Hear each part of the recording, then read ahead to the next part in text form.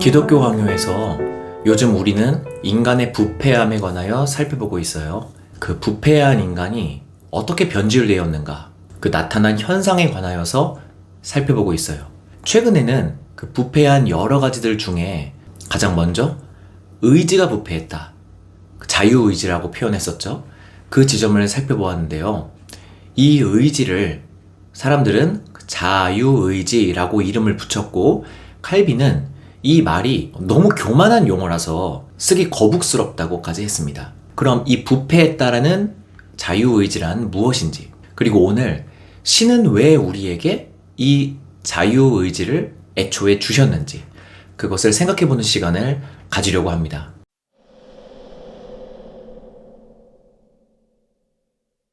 자유의지 이런 말은요, 당연히 성경에 나와 있는 용어는 절대 아니죠. 그저 우리 인간에게는 매 순간 자유롭게 선택할 권한이 있다, 이런 표현인 거예요. 스마트폰이 됐든 단순한 숟가락이 됐든 무엇인가를 만들 때에는 만든 이가 어떤 목적을 갖고 디자인을 하게 됩니다.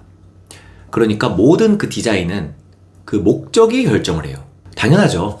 물을 담기 위해 컵을 만들려고 하는데 당연히 움푹 파이게 디자인을 해서 액체가 고일 수 있게 그렇게 만들어야 어떻게 꾸며졌든지 간에 컵이 되는 거 아닙니까? 트럭을 만들려고 하는데 깃털이나 휴지로 트럭 만들 리는 없잖아요. 항상 모든 소재가 됐든 거기 안에 들어가는 기능이 됐든 그것을 만드는 목적, 그 만든 목적을 위해 그거를 탑재하는 거지, 전혀 생뚱맞게 그런 기능들이 들어가 있는 건 아니라는 겁니다. 그럼 여기서부터 우리가 출발을 해보자고요. 창조하신 신께서 우리 인간을 만드실 때 자유로운 의지라는 그 기능을 부여하신 이유가 뭘까요? 그것을 알기 위해서는 당연히 앞서 말씀드린 바와 같이 인간을 왜 창조하셨는가, 그 인간의 존재 목적을 알아야 그 기능을 이해할 수가 있습니다. 인간의 존재의 목적, 이것은 다양하게 말해볼 수도 있겠지만 결국 그 웨스트민스터 신앙고백서에서 나온 것처럼요, 신을 영화롭게 하고 영원토록 신을 즐거워해야 한다, 이게 인간의 목적이거든요. 이거를 좀 더 단순하게 간단하게 표현해 보겠습니다. 이해를 위해서요. 우리 인간이 만들어진 목적은 신을 사랑하기 위해서 창조되었다, 이렇게 말할 수가 있어요. 근데 인간은 말입니다, 자기로부터 사랑이 나오지가 않아요. 사랑이라는 것이 인간 자체적으로 만들어낼 수가 없다라는 것입니다. 그럼 인간에게 있어서의 사랑은요, 신의 사랑을 받고 그것에 반응할 수 있는 그런 메커니즘의 사랑이라는 거예요. 아예 없는 상태에서 사랑이 뿜어져 나올 수는 없는 존재라는 겁니다.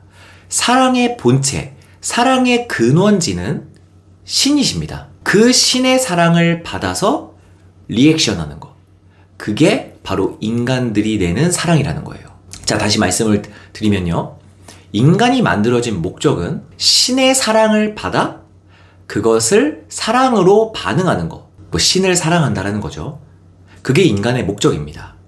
그리고 이 사랑을 하는 것이 목적이다라는 부분을 조금 더 생각해 보고 싶은데요. 왜냐하면은 인간의 삶을 통해서 그거를 엿볼 수 있는 그런 부분들이 많이 있거든요. 그러니까 좀 더 이 목적을 와닿게 설명해 드리고 싶은 거예요.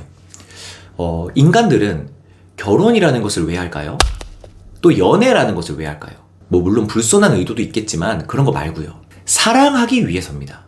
내가 사랑받고 내가 사랑해주고 그러고 싶어서 우리가 결혼을, 연애를 하는 겁니다.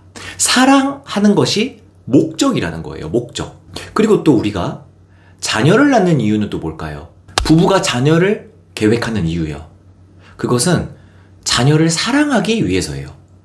부부가 서로 받은 사랑을 자녀에게 흘려보내서 그 자녀를 사랑해주고 싶어서 아이를 낳는 것이죠. 신께서도 사랑해주고 싶어서 인간을 창조하셨다. 이 말이 너무 멀게 느껴지거나 어떤 오글거리는 동화책처럼 느껴졌다면 이렇게 설명해 드리면 조금 더 와닿지 않을까 해서 설명해 드린 거고요. 그래서 우리 인간들도 이미 많은 일들에 그 사랑이라는 걸 목적으로 삼는 행위들이 있다라는 겁니다. 자, 이제 다시 본론으로 돌아와서요. 신의 입장에서 인간을 만든 목적은 인간을 사랑하기 위해서라고 말씀드렸죠. 그렇다면 인간의 입장에서는 신의 사랑을 받기 위해서 창조되었다. 이렇게 표현할 수도 있겠네요. 신은 사랑을 하고 그 사랑을 받은 인간은 그 사랑으로 다시 하나님을 사랑하고. 자, 이거요. 그런데 이 부분입니다. 사랑을 느끼기 위해서는 자유로운 의지가 필요해요. 그래야만 그 의지, 자유로운 생각, 자유로운 의지, 그게 있어야만 신께서 베푸시는 사랑을 깨달을 수가 있다라는 겁니다. 뭐 쉽게 표현하면 혓바닥이 있어야 맛을 느낀다. 뭐 이런 거라고 보시면 돼요. 자유의지가 있어야 사랑을 느낄 수가 있어요. 이 자유의지가 사랑을 느끼고 사랑을 하는 아주 필수 요소라는 것입니다. 사랑을 느끼고 사랑을 하는 기관이라는 겁니다. 그 자유로운 의지가요. 자유로운 선택. 이것이 빠져버린 사랑을 사랑이라고 말하는 사람은 아무도 없죠. 뭐 아무리 사랑하는 사람을 애인을요. 뭐 넓은 방 안에다가 가둬놓고 맛있는 음식도 주고 뭐 적절한 온도, 적절한 선물 뭐 이런 걸 하면 그게 사랑입니까? 가둬놨는데 자유로운 선택권을 박탈했는데 말이에요. 이거를 사랑이라고 말하는 사람은 아무도 없죠.